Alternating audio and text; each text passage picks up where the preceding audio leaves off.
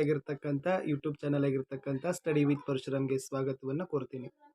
So ನನ್ನ YouTube ಚಾನಲ್ನಲ್ಲಿ ಬಹಳಷ್ಟು ರೀತಿಯಾಗಿರ್ತಕ್ಕಂಥ 8ರಿಂದ 12ನೇ ತರಗತಿ ಆಗಿರ್ಬೋದು, ಕೆಸೆಟ್ ಮತ್ತು ನೆಟ್ಗಾಗಿರ್ಬೋದು, ಮತ್ತು ಇತರೆ ಸಂಯುಕ್ತ ಸ್ಪರ್ಧಾತ್ಮಕ ಪರೀಕ್ಷೆಗಳಿಗೆ ಉಪಯುಕ್ತವಾಗಿರ್ತಕ್ಕಂಥ ವಿಡಿಯೋಗಳನ್ನು ಇದೇ ಚಾನಲ್ ಆಗಿರ್ತಕ್ಕಂಥ ಸ್ಟಡಿ ವಿತ್ ಪರಶುರಾಮ್ನಲ್ಲಿ ನಾನು ಪೋಸ್ಟನ್ನು ಮಾಡ್ತಾ ಇರ್ತೀನಿ.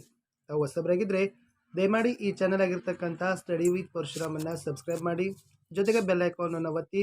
ಇದರಿಂದ ಮುಂಬರ್ತಕ್ಕಂಥ ವಿಡಿಯೋಗಳ ನೋಟಿಫಿಕೇಶನ್ ತಮಗೆ ಮೊದಲಿಗೆ ಸಿಗುತ್ತೆ. ಅಷ್ಟಲ್ಲದೆ ನೀವುಗಳು ನಮ್ಮ ಟೆಲಿಗ್ರಾಮ್ ಗ್ರೂಪ್ಗೆ ಸೇರಿಕೊಳ್ಳಿ. ಅದರ ಲಿಂಕನ್ನು ಸಹಿತ ಈ ವಿಡಿಯೋದ ಡಿಸ್ಕ್ರಿಪ್ಷನ್ ಬಾಕ್ಸ್ನಲ್ಲಿ ಹಾಕಿರ್ತೀನಿ. ಇವತ್ತು ಒಂದು ವಿಶೇಷವಾಗಿರ್ತಕ್ಕಂಥ good news to SSLC students. ಅಂದರೆ ಈ ವರ್ಷ SSLC ಎಲ್ಲಿ ವ್ಯಾಸಂಗ ಮಾಡ್ತಕ್ಕಂಥ ವಿದ್ಯಾರ್ಥಿಗಳಿಗೆ ಒಂದು ಶುಭ ಸುದ್ದಿಯನ್ನು ಕೊಟ್ಟಿದ್ದಾರೆ.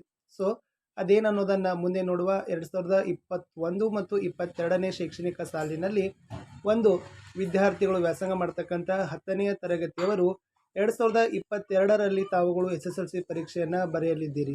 ಅದಕ್ಕಾಗಿ ಶಿಕ್ಷಣ ಇಲಾಖೆಯಿಂದ ಮುಂಚಿತವಾಗಿ ತಮಗೆ ಒಂದು ಸಿಹಿಯಾಗಿರ್ತಕ್ಕಂಥ ಒಂದು ಉತ್ತಮವಾಗಿರ್ತಕ್ಕಂಥ ನಿರ್ಧಾರವನ್ನು ತೆಗೆದುಕೊಂಡಿದ್ದಾರೆ. ಅದರ ವಿವರವನ್ನು, ಅದರ ಮಾಹಿತಿಯನ್ನು ನಾನು ಈ ವಿಡಿಯೋನಲ್ಲಿ ನಿಮಗೆ ಕೊಡಲಿಕ್ಕೆ ಇಷ್ಟವನ್ನು ಪಡ್ತೀನಿ.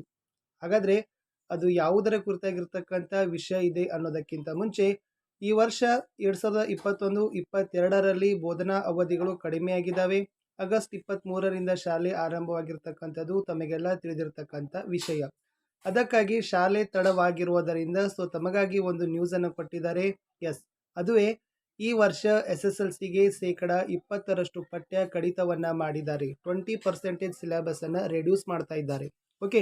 ಏನಿದೆ ಅನ್ನೋದಂದರೆ, ರಾಜ್ಯದಲ್ಲಿ ಕೊರೋನಾದಿಂದಾಗಿ ಶಾಲೆಗಳು ತಡವಾಗಿ ಆರಂಭವಾಗಿರುವ ಹಿನ್ನೆಲೆಯಲ್ಲಿ ಪ್ರಸಕ್ತ ಸಾಲಿನಲ್ಲೂ SSLC ವಿದ್ಯಾರ್ಥಿಗಳಿಗೆ 20% ಪಠ್ಯಕ್ರಮ ಕಡಿತಗೊಳಿಸಲು ಸಾರ್ವಜನಿಕ ಶಿಕ್ಷಣ ಇಲಾಖೆ ನಿರ್ಧಾರವನ್ನು ಕೈಗೊಂಡಿದ್ದು, ಕೆಲವೇ ದಿನಗಳಲ್ಲಿ ಈ ಕುರಿತು ಅಧಿಕೃತ ಆದೇಶ ಹೊರಬೀಳಲಿದೆ ಅಂತಕ್ಕಂಥ ಒಂದು ಸುದ್ದಿ ಶಿಕ್ಷಣ ಸಚಿವರಾಗಿರ್ತಕ್ಕಂಥ BC ನಾಗೇಶ್ ಅವರು ಕೊಟ್ಟಿದ್ದಾರೆ.